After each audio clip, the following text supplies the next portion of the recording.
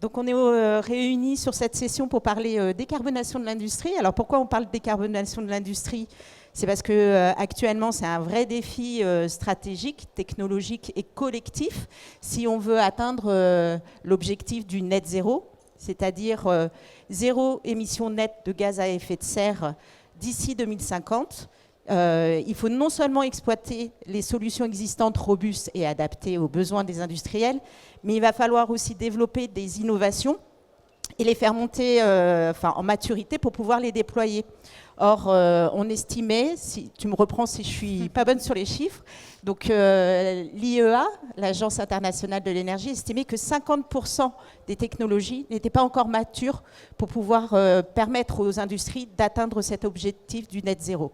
Et c'est parce que, du coup, les industriels ont besoin d'être accompagnés sur cette transition et ces défis qu'on a choisi d'inviter deux acteurs sur ce créneau-là, que sont Alice, on va dire, pour représenter principalement les industriels, et le réseau des Carnot pour la transition énergétique, pour représenter la partie innovation. Et en fait, au cours de ces sessions, on va essayer d'illustrer comment les actions complémentaires d'Alice et du réseau des Carnot pour la transition énergétique et leur synergie peuvent accélérer les innovations et permettre l'adoption de ces innovations par les industriels. Donc je n'en dis pas plus et je laisse la parole à Lucille pour la présentation d'Alice. Merci beaucoup Delphine. Donc bonjour à tous, je vais commencer par vous présenter cette alliance de référence pour la décarbonation de l'industrie. Donc qui sommes-nous? On est une alliance qui a vraiment pour objectif de rassembler, informer et puis être en soutien à l'ensemble de la chaîne de valeur sur la thématique de la décarbonation de l'industrie. C'est-à-dire qu'on a vraiment pour ambition de rassembler des laboratoires de recherche, centres d'expertise, bureaux d'études, fournisseurs de solutions jusqu'aux industriels exploitants, ensemble, pour monter en compétence sur ce sujet de la décarbonation de l'industrie et puis surtout innover collectivement. Donc, il va en découler une accélération des innovations et puis faciliter finalement ces choix en faveur de la décarbonation.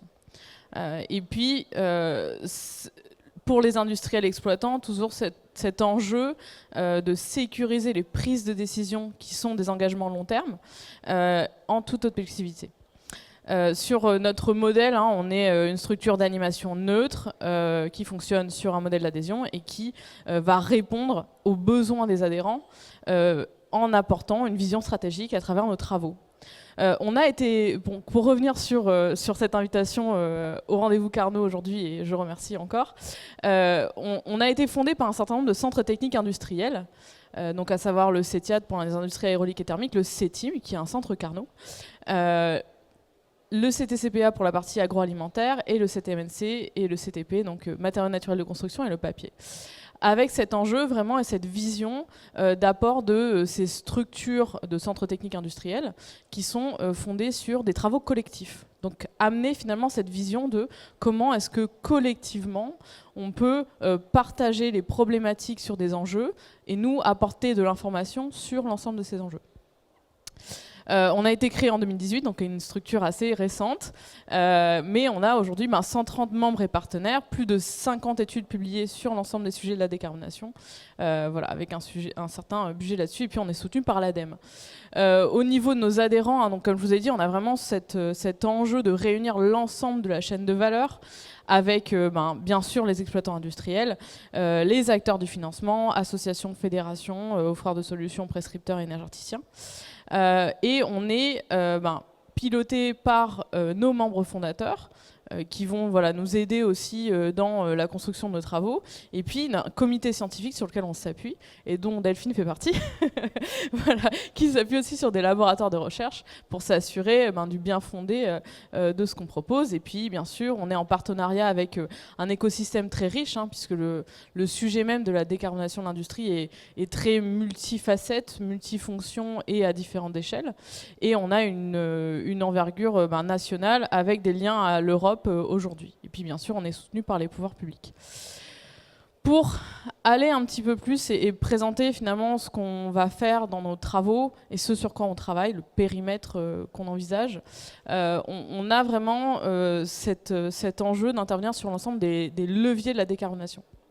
Et ça commence par l'efficacité énergétique, parce que c'est le premier pas de commencer par diminuer sa consommation d'énergie à l'échelle de la technologie, à l'échelle du site industriel, à l'échelle du site inclus dans son territoire. Et donc, on va vraiment avoir des travaux qui vont se placer vraiment soit sur la partie technologie performante, soit optimisation systémique avec des enjeux de flexibilité stockage, toute la partie récupération d'énergie à chaleur fatale, et puis bien sûr les écoparcs industriels. Et une fois qu'on a rationné et optimisé sa consommation, on va pouvoir aller vers d'autres leviers, à savoir travailler sur l'intégration d'énergies alternatives. Donc comment est-ce qu'on va décarboner son mix énergétique? Mais ça arrive bien sûr dans un second temps, hein, une fois qu'on a diminué sa consommation d'énergie. Et donc ça va passer par les gaz décarbonés, hein, biogaz, hydrogène, syngas, toute la partie électrification, qui est un vrai vecteur de décarbonation en France. Et puis chaleur renouvelable et de récupération, avec aussi le solaire thermique, bien sûr, et puis la chaleur fatale, qui peut répondre à un certain nombre de leviers. Tout ce qui va concerner captage et valorisation du CO2.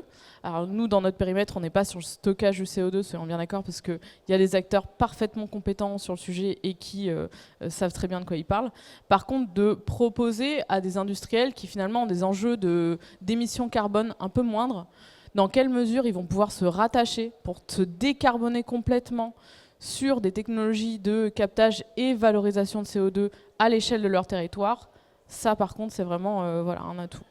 Et puis, tout ce qui va être économie circulaire, autour de réutilisation, recyclage, valorisation énergétique des déchets, substitution de matériaux, efficacité matière. Et puis, bien sûr, des leviers transversaux, qui sont ceux de la transition numérique et des modèles économiques de financement, parce que ça reste le nerf de la guerre, finalement, de savoir dans quelle mesure on doit repenser son modèle économique, sa production de valeur, pour être en phase avec des enjeux de décarbonation. Finalement, de se dire que aujourd'hui, je vais essayer de créer de la valeur non plus sur ma vente directe, mais par un modèle de leasing ou des modèles de kilométrage, etc., comme a pu faire par exemple le groupe Michelin. Donc il y a des exemples qui existent, il y a des modèles économiques qui sont vraiment en phase avec ces enjeux et il faut les mettre en avant. Il faut informer les industriels pour qu'ils puissent aller et faire le pas. Et donc, autour de tous ces sujets, voilà, on apporte de l'information via des études à l'ensemble de nos membres. Et on a vraiment ce besoin permanent d'être tourné vers l'innovation et d'être en veille sur ce sujet et de remonter finalement ce qui se fait déjà. Parce que, oui, on a, alors justement, l'AIE a identifié qu'on avait besoin encore pour atteindre ces objectifs de décarbonation à 2050, 50% des technologies qui ne sont pas matures. Il y a énormément de travaux qui sont engagés dans ce sens. Et ça passe par des programmes majeurs comme le PEPR Splin, qui est un programme prioritaire de recherche sur la décarbonation de l'industrie. Et donc, nous, on a besoin d'être en veille sur cet écosystème, sur ce que vont faire l'ensemble des laboratoires de recherche en France et à l'international. Et donc, je suis ravie d'être là aujourd'hui. Voilà. Et puis, avant de passer à la présentation de Bruno, je voudrais juste mentionner qu'il y a des actions que Alice mène qui sont très intéressantes, par exemple pour le Club Prime, où on visite des sites industriels, où il y a la mise en application des solutions dédiées et spécifiques. Ils sont assez inspirantes, je pense, pour les autres entreprises. Donc voilà, je voulais partager ça avant l'intervention de Bruno. C'est vrai, c'est gentil. C'est vrai qu'outre des actions de, bien sûr, amener de l'information via des formats études, on est aussi une structure d'animation et voilà, on va organiser des journées techniques, des congrès pour partager cette information, essayer d'avoir un dynamisme et une émulation dans l'écosystème. Et je laisse la parole. Merci. Oui, je pense que vous m'entendez bien. Donc bonjour à tous et merci pour l'invitation. Donc je m'appelle Bruno Yersa, je travaille à IFP Énergie Nouvelle. Donc juste quelques mots d'IFP Énergie Nouvelle, puisqu'on parle de transition énergétique. Juste un petit chiffre, en 2015, 80% de notre activité de recherche et développement était sur les hydrocarbures responsables. Aujourd'hui, c'est 80% de notre activité sur les nouvelles énergies. Donc on a vraiment fait le virage vers les nouvelles énergies. Donc voilà, je suis responsable opérationnel du Carnot ressources énergétiques au sein d'IFP Énergie Nouvelle depuis 6 mois, mais là aujourd'hui je vais prendre la casquette pour représenter le réseau des Carnots pour la transition énergétique. Et donc voilà, pour nous, dans le réseau des Carnots de la transition énergétique, cette transition énergétique repose sur 4 piliers, les énergies renouvelables, hein, que sont la géothermie, le photovoltaïque, l'éolien, bioénergie, hydraulique. Donc c'est quelque chose d'indispensable en fait qu'on doit, je dirais, prendre en compte pour la transition énergétique et pour être moins dépendant des énergies fossiles. Il y a aussi la notion de stockage et gestion de l'énergie qui sont indispensables justement pour pouvoir, je dirais, lisser la consommation, la production d'énergie, d'électricité, de chaleur et de pouvoir gérer justement ces fluctuations. La décarbonation de l'industrie est le troisième pilier justement de cette transition énergétique. Donc on peut mentionner le captage et le stockage du CO2, les hydrogènes bas carbone et l'économie circulaire, l'efficacité énergétique et récupération de chaleur fatale dont on a discuté un petit peu juste auparavant. Et puis le dernier pilier, je dirais que ce sont les systèmes énergétiques intelligents qui permettent justement d'appréhender un petit peu la résilience de l'énergie et d'avoir un flux continu et des prises de décision en temps réel. Donc je reviens juste un petit peu sur le réseau des Carnots de la transition énergétique. Donc en fait ce réseau il est constitué de 5 Carnots, donc IFPEN, ressources énergétiques, mais il y a également le Carnot énergie du futur, EasyFor, Mine et ICEL. Donc je vous invite à aller les voir dans les stands, hein. Ils sont tous présents aujourd'hui. Et donc l'avantage de ce réseau des Carnots, c'est qu'on a des expertises complémentaires. Donc ça va de matériaux innovants jusqu'aux procédés industriels, jusqu'à la prise en compte justement de nouveaux développements technologiques, du bas TRL jusqu'au TRL. On a aussi une mutualisation de moyens et des infrastructures de recherche qui nous permettent d'être justement force de proposition pour les entreprises. Lorsque les entreprises ont besoin justement d'avancer sur de la recherche et de développement sur je dirais une technologie particulière. Et notre capacité d'innovation, elle est renforcée grâce aux synergies justement entre ces institutions, les 4 institutions Carnot, avec des projets communs de ressourcement et puis des réponses communes conjointes à des appels à projets. Donc on a aussi des projets intercarnaux sur lesquels on se positionne pour répondre aux besoins des entreprises. Donc finalement, l'ensemble de ce réseau nous donne une offre de recherche et de développement relativement élargie. Et finalement, on a un accompagnement plutôt sur mesure vis-à-vis des entreprises qui va de l'idée, du concept, jusqu'à la solution pré-industrielle. Notre grande force, c'est justement la montée en TRL. On en reviendra peut-être un petit peu plus tard vis-à-vis de cet aspect-là. Donc nos axes stratégiques sont les suivants, hein, il y en a une dizaine. Hein. Donc clairement, c'est le déploiement des énergies renouvelables, le stockage et la flexibilité énergétique. On en a parlé, le captage, le stockage et la valorisation du CO2. Hydrogène bas carbone et Power-to-X. Décarbonation et électrification des procédés industriels hein, qui sont vraiment un enjeu majeur au jour d'aujourd'hui. L'exploitation durable des ressources et recyclage des matériaux critiques. Donc ressources naturelles, bioressources et effectivement matériaux critiques qui sont un aspect très fort et qu'on doit prendre en compte au jour d'aujourd'hui sur justement nos nouveaux procédés, nos nouvelles technologies. L'efficacité énergétique bien évidemment et l'optimisation des réseaux et flexibilité des systèmes énergétiques, j'en parlais, pour pouvoir justement avoir une meilleure digitalisation, pilotage intelligent de l'énergie et meilleur, je dirais, suivi et prise de décision en temps réel. Et des matériaux innovants pour l'énergie qui sont au cœur justement de nos nouvelles technologies. Donc nos enjeux, il y en a 3 principaux. Clairement, le plus important, c'est le partenariat avec les entreprises. Le réseau Carnot favorise une recherche en partenariat direct avec les entreprises pour répondre à leurs besoins. Donc voilà, vous avez des besoins, vous venez nous voir ou on vient vous voir pour vous offrir des offres de recherche et développement pour monter en TRL, pour avoir justement des solutions technologiques directement applicables sur le marché. Donc ça va de la connaissance aux solutions pré-industrielles et comme je le disais, on a un accompagnement sur mesure avec les entreprises qui reçoivent plutôt un soutien personnalisé de la définition du besoin à la réalisation du projet. Souvent, ce sont les entreprises qui viennent avec un besoin relativement précis. On travaille sur ce besoin-là et on se met d'accord sur le mode de fonctionnement pour monter en TRL sur l'offre technologique qu'on doit accompagner et qu'on doit mettre sur le marché. Donc là, j'ai 3 exemples des Carnot partenaires de ce réseau Carnot Transition énergétique. Donc typiquement un exemple sur le pilotage et la modulation, donc en collaboration avec le Carnot Mine EDF qui avait exploré les apports de l'optimisation stochastique pour mieux gérer l'incertitude dans la production et les investissements énergétiques. Un autre exemple autour du solaire et des photovoltaïques où le Carnot Énergie du futur qui apporte son support pour l'expertise pour la conception de nouveaux panneaux photovoltaïques avec la société Carbone dont la mise sur le marché est prévue en 2006. Donc là on parle de solutions concrètes. Et puis hydrogène, sur une thématique hydrogène et notamment hydrogène blanc qui a le vent en poupe, l'hydrogène naturel, avec la start-up 45.8 qui s'associe à des campagnes de caractérisation de sources d'hélium et d'hydrogène natif avec le Carnot EasyFor. Donc voilà, c'est 3 exemples parmi tant d'autres. Et je vous invite une fois de plus à aller visiter les stands et discuter avec ces Carnots pour avoir plus de détails sur ces exemples. Donc finalement, on est au cœur de l'écosystème de la transition énergétique, que ça soit aussi avec le comité stratégique de filière Nouveau Système Énergétique. Justement, ce réseau des Carnots est directement impliqué sur le CSF NSE et ça permet de structurer la dynamique de transition énergétique et de diffuser les avancées technologiques qui sont les nôtres. Et on communique aussi à travers de la newsletter auprès des industriels et des décideurs politiques pour pouvoir pousser justement vers ces nouvelles solutions technologiques.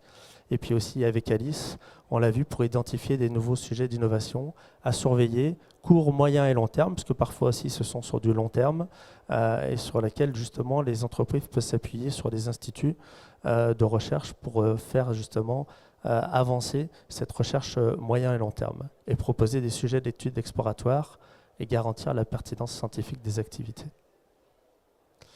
Donc finalement, notre impact et notre perspective, clairement, c'est de générer des connaissances clés pour accélérer la transition, la transformation énergétique et soutenir les objectifs climatiques, Delphine l'a rappelé, nationaux et européens pour arriver vers le net zéro en 2050. Donc c'est renforcer la compétitivité des entreprises en leur permettant d'intégrer des innovations de pointe pour répondre aux enjeux climatiques et économiques. Donc pour ça, il faut avoir aussi une vision marché, une vision réglementaire et mettre en place justement la recherche, développement et l'innovation pour pouvoir répondre à ces exigences-là. Et puis dynamiser la filière française des énergies bas carbone en fédérant les acteurs autour de solutions innovantes. Voilà, en conclusion, on a un engagement de la recherche publique. Nous sommes des instituts publics pour réussir la transition énergétique des entreprises françaises. Donc on s'associe aux entreprises pour développer des solutions technologiques. Et donc notre complémentarité, c'est une offre de recherche de premier plan, tant sur les thématiques qui sont relativement larges, que sur le niveau de maturité des activités, encore une fois, de la connaissance jusqu'à la solution pré-industrielle. Donc à titre d'exemple, l'IFP Énergie Nouvelle, on va du TRL 1, 2 jusqu'au TRL 9, en s'associant avec des entreprises ou en créant nous-mêmes notre propre filiale lorsqu'on a des solutions, je dirais, internes à IFPEN. Et donc, pour nous, le réseau des Carnots transition énergétique, on a un véritable catalyseur d'innovation à travers de projets collaboratifs à fort impact ou par une recherche partenariale de haut niveau. Voilà ce que je voulais vous présenter pour le réseau des Carnots de la transition énergétique. Et je redonne la parole à Delphine. Merci beaucoup.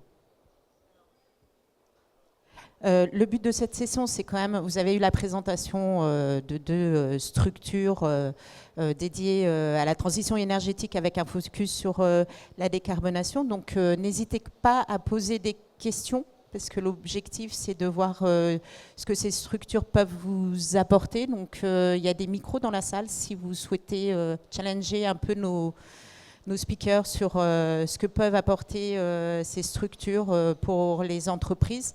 Et en attendant la première question, moi je propose d'en poser de mon côté. Pour Alice, donc pour Lucille, Alice a été créée pour structurer une filière encore autour de l'efficacité énergétique. Quels sont les besoins les plus urgents des adhérents autour de cette thématique? Donc ce qu'on fait sur les études qu'on identifie, elles viennent justement des besoins de nos adhérents. C'est-à-dire qu'on fait vraiment des ateliers collaboratifs où ensemble on demande finalement quelles sont vos problématiques, qu'est-ce que vous souhaitez explorer. Et sur les premiers travaux d'Alice, ça a été vraiment assez technocentré. Donc des besoins de savoir où en était l'état de l'art et où en étaient les technologies sur différentes thématiques autour de l'efficacité énergétique. Donc ça peut être sur le stockage thermique, où est-ce que ça en est, où est-ce que ça en est en termes de niveau de maturité, est-ce qu'il y a des modèles économiques déjà pour certaines technologies, est-ce qu'il y a un marché, donc de travailler beaucoup sur le séchage, les échangeurs de chaleur, des enjeux de traitement des fluents, quels sont les leviers de déploiement de projets de chaleur fatale aussi, parce que souvent on dit en fait il y a des solutions, mais des temps de retour sur investissement qui sont trop longs. Comment est-ce qu'on fait en sorte que les projets autour de la récupération de chaleur fatale puissent naître? Donc beaucoup de ces enjeux-là qui étaient ciblés, et c'est vraiment ce qui intéressait nos adhérents, avec des enjeux souvent un peu court-termistes. Donc vraiment, où est-ce qu'on en est aujourd'hui, où sont les TRL, et nous, on essaie de les amener plus loin, et de leur dire, bon ok, aujourd'hui, il y a un certain nombre de technologies qui sont matures, qu'est-ce qui va arriver dans 10 ans, qu'est-ce qui va arriver dans 20 ans, qu'est-ce qu'il faut mettre en place pour pouvoir accompagner certaines technologies, et en fonction aussi des structures industrielles, parce qu'on parle de justement soit ça peut être des PME, ETI qui commencent dans cette transition énergétique, qui sont encore très novices autour de ce sujet de la décarbonation de l'industrie, ou alors on parle de groupes qui sont bien plus avancés, ça peut être du Bonduelle, des Terreal, qui eux ont déjà mis en place plusieurs projets, et qui donc servent aussi de vitrine, de phare pour les autres. Ils leur disent, nous on s'est engagé, c'est rentable. C'était très intéressant aussi d'avoir des témoignages de justement ce type d'industriels qui étaient partis dans un projet avant 2019, qui s'était lancé dans un projet qui avait un temps de retour sur investissement qui était un peu long. Et en fait, avec les crises des énergies et les coûts des gaz qui ont augmenté d'un coup, se sont retrouvés à un projet qui était finalement avec un temps de retour d'1 an et demi. Donc d'avoir aussi ces retours extrêmement positifs sur la prise de risque, ça ouvre la voie. Mais donc on a à la fois des enjeux très technocentrés sur l'efficacité énergétique, et on essaye de leur apporter un peu de prise de recul aussi sur les sujets, et leur montrer des exemples pour lesquels ça a marché, pour les engager là-dedans. À peu près même question pour les Carnot. Comment vous identifiez les besoins prioritaires des industriels de manière large? Ouais, je dirais que en général, les industriels, ils viennent déjà aussi avec une question assez précise, avec une technologie plus ou moins mature. Et en fait, ils s'approchent justement des différents réseaux Carnot pour pouvoir, aborder une question et augmenter leur niveau de TRL par rapport à cette techno. Souvent, ce qui manque, c'est, on a développé un concept, on a développé un petit capteur, on a une solution numérique innovante, mais on n'est encore pas tout à fait sur le marché. Et on aimerait co-développer avec vous parce qu'on vient chercher votre savoir-faire. On ne l'a pas forcément dans notre entreprise, on n'a pas forcément l'effectif, les ressources pour. Et donc, comment on pourrait faire? Est-ce que oui ou non, vous êtes capable déjà de répondre à notre besoin? Et comment on pourrait faire pour travailler ensemble, pour pouvoir avancer, monter en TRL sur cette solution-là et l'aborder sur le marché? Donc, je dirais qu'elle se fait plutôt dans ce sens-là. Et en complément, justement, on va après discuter avec les entreprises et regarder peut-être un petit peu quelles sont les priorités, et au regard de notre vision sur le marché et de notre suivi, de notre veille aussi réglementaire sur la vision globale qu'on peut avoir au sein des Carnot, parce qu'on est relativement proche aussi des tutelles, des ministères, et qu'on a une vision quand même relativement assez éclairée. On peut orienter justement ces solutions-là et trouver un mode de fonctionnement où on est sur du win-to-win avec du partenariat pour arriver d'ici à court ou moyen terme, parce que souvent c'est aussi une demande assez rapide pour aller sur le marché. On est vraiment sur des demandes d'industriels. L'objectif, c'est pas non plus de sortir une solution d'ici 15 à 20 ans. C'est souvent d'ici 1, 2, 3 ans pour pouvoir avancer sur cet aspect-là. Donc je dirais voilà un petit peu les priorités, de la manière dont on les définit. En premier temps, plutôt les entreprises qui viennent, mais après on leur fait part un petit peu de notre savoir-faire, notre veille, et on se met d'accord sur un mode de fonctionnement et des priorités, si toutefois on est capable justement d'apporter une offre complémentaire, une solution à leur demande. Alors, je continue avec mes questions pour vous deux, en commençant peut-être par Lucille. En fait, j'aimerais connaître les bénéfices concrets que tu observes lorsque les industriels de la filière, de filières différentes, en fait, collaborent sur des enjeux communs. Parce qu'on souvent, quand ils sont séparés, voilà, on a l'impression que... mais des regards croisés, est-ce que c'était intéressant et est-ce que tu vois des bénéfices derrière ?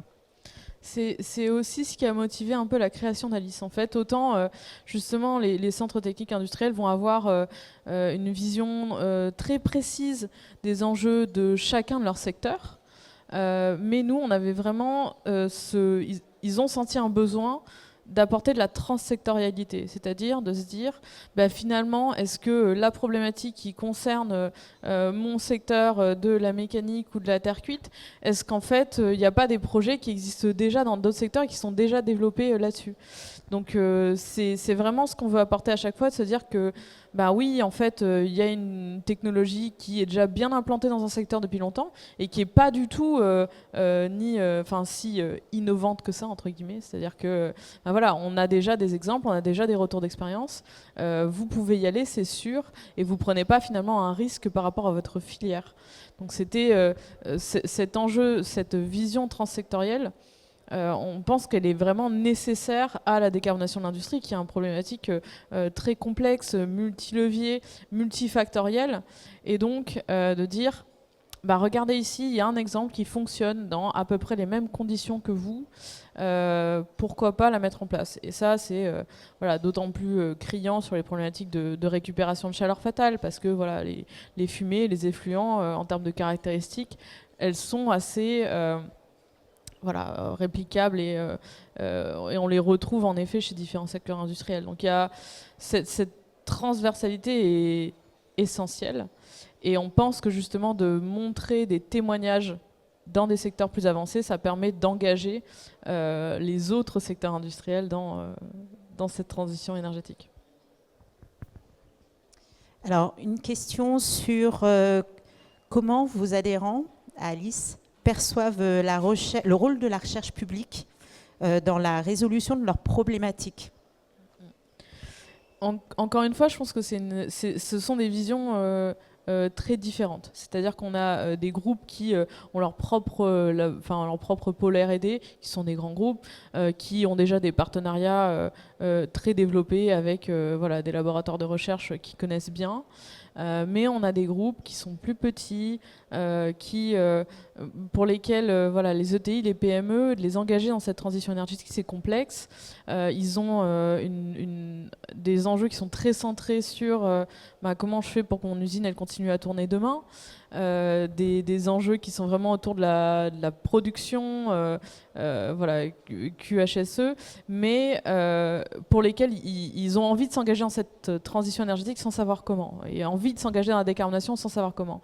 Et donc nous, on va essayer de créer des espaces de rencontre pour qu'ils puissent aussi se rendre compte de ce qui se passe dans la recherche en France aujourd'hui. Il y a beaucoup de choses, bien souvent des problématiques pour lesquelles ils sont là, nous on a un peu ces enjeux-là, on ne sait pas vers qui se tourner, on ne sait pas dans quelle mesure ça existe ou pas, et donc de pouvoir faire ce lien-là, on va le faire soit directement dans des échanges, soit justement via des journées de partage qu'on fait soit entre nos adhérents, soit des journées techniques ou le congrès, en montrant des exemples aussi, en mettant en avant ce qui se fait dans les projets de recherche en France, et puis via des visites de laboratoire. Donc chaque année, on fait une journée de visite dans un des laboratoires français, et puis en échelle, donc on a fait Toulouse, on a fait Sophia Antipolis, on a fait Nancy récemment.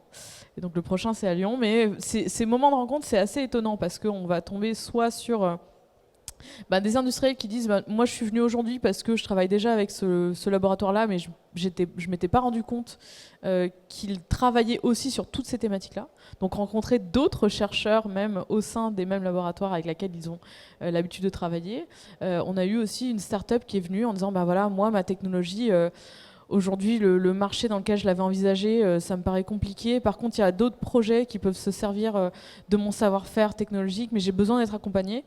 Et donc, c'est pour ça que je suis venue échanger aujourd'hui avec les chercheurs.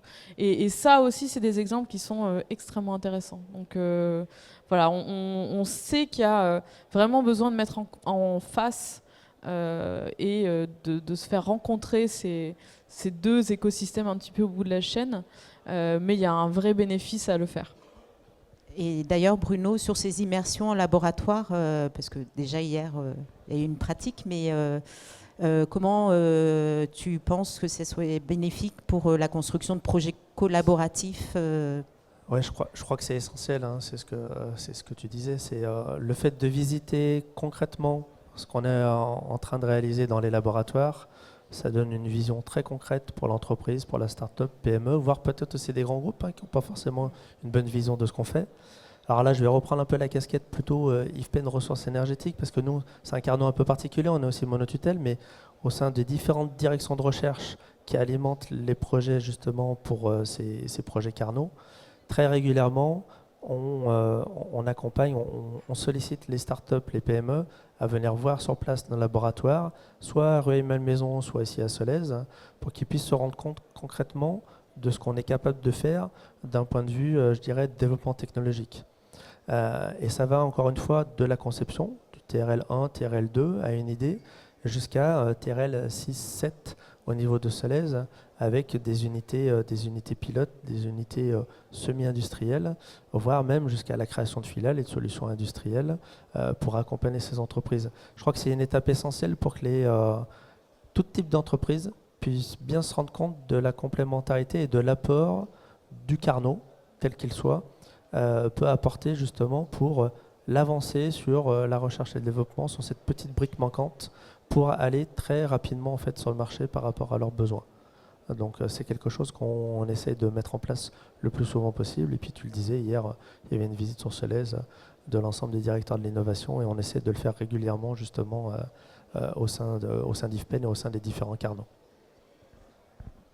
Je vais peut-être poser une dernière question en termes de synergie et, entre les laboratoires labellisés Carnot et Alice, notamment sur l'action de chacun au niveau des PEPR, par exemple, qui sont des programmes de financement de projets très amont.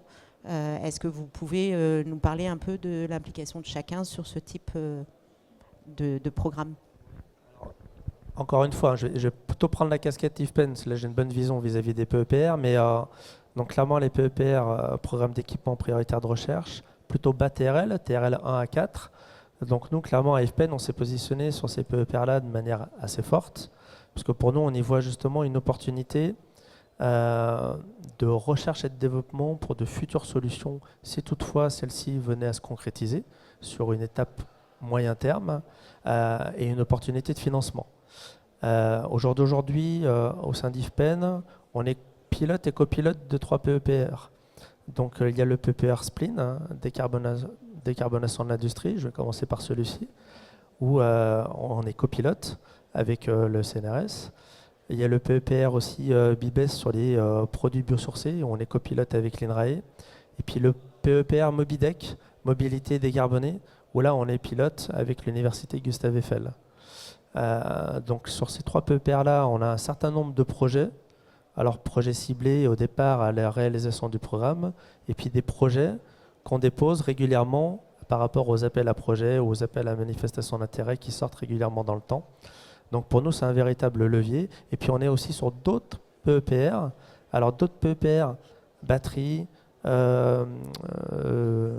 système énergétique, donc ça c'est des PEPR de stratégie nationale d'accélération, mais également sur les PEPR plutôt exploratoires, où demain ces PEPR-là deviendront peut-être des PEPR de stratégie nationale d'accélération, où on s'est positionné.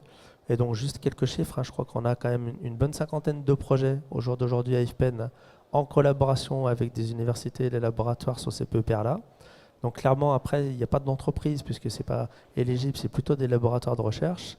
Mais l'idée, c'est d'avoir des projets de recherche et de développement pour des solutions qu'on envisage à court, moyen terme de technologie. Et derrière, c'est l'étape de prématuration et de maturation où là, on va chercher les contacts vis-à-vis des entreprises pour justement offrir des solutions et co-construire des solutions pour demain. Et donc si moi je peux rebondir en particulier sur le PEPR Spleen, donc c'est le programme prioritaire de recherche sur vraiment la décarbonation de l'industrie que nous on suit de près à travers le comité industriel. Donc on va être impliqué vraiment sur justement de la part des coordinateurs du PEPR sur quels sont les besoins des industriels? Est-ce que les axes qui ont été identifiés sont en phase avec ça?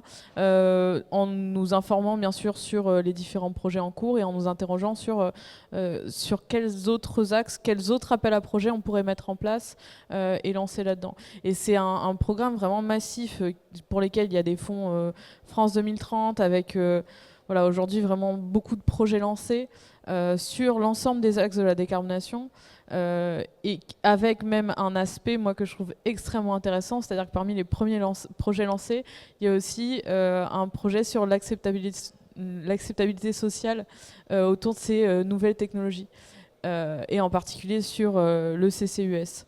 Et de se poser cette question dès le début de ce programme sur la décarbonation de l'industrie et de mettre quelque part l'humain au cœur de comment est-ce que va se passer cette transition, c'est aussi extrêmement intéressant. Et donc à la fois, avec Alice, on est impliqué dans ce comité industrie, dans lequel on va aussi faire remonter ce qu'on ressent dans notre communauté.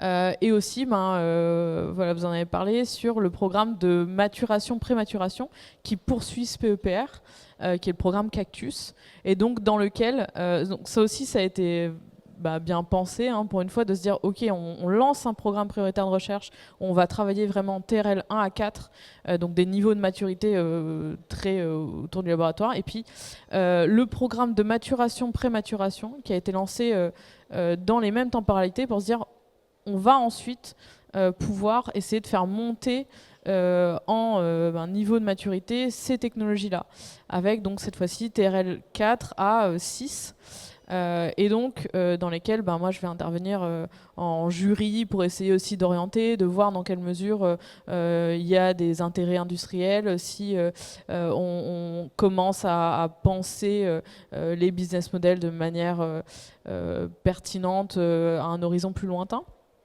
Mais voilà, c'est un peu dans ces visions-là qu'on intervient. Voilà. Non, il reste presque, on est presque. et simplement, voilà, on fait aussi le retour à notre communauté. C'est-à-dire que ce PEPR Spleen, il a été présenté en congrès Alice. On tient à remonter les différents projets qui sont extrêmement intéressants et pertinents et dont les industriels doivent être au courant aujourd'hui pour leurs besoins futurs.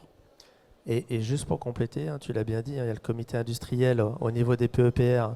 Même si les entreprises ne sont pas éligibles à un financement pour ces projets-là, TRL, mais après il y a la prématuration, maturation, où là effectivement il y a la possibilité des industriels d'intégrer justement ces projets de R&D et de se faire financer les développements nécessaires pour la mise sur le marché de leur technologie. Et à chaque fois, en tous les cas, c'est comme ça qu'on le voit, hein, côté IFPEN et puis côté Carnot.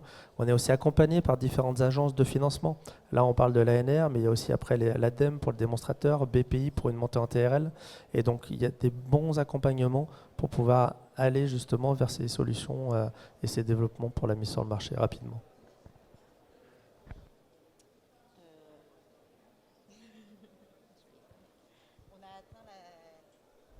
On a atteint la fin de cette session. Donc, merci aux intervenants. Merci à vous tous pour votre attention. N'hésitez pas à revenir parler à Lucille et Bruno qui sont là toute la journée. Bruno sur son stand et aller visiter l'ensemble des stands des Carnot. On sera ravis d'échanger sur cette thématique décarbonation de l'industrie avec vous. Et à Delphine sur le Carnot Mine aussi, voilà, si vous voulez échanger. Merci encore.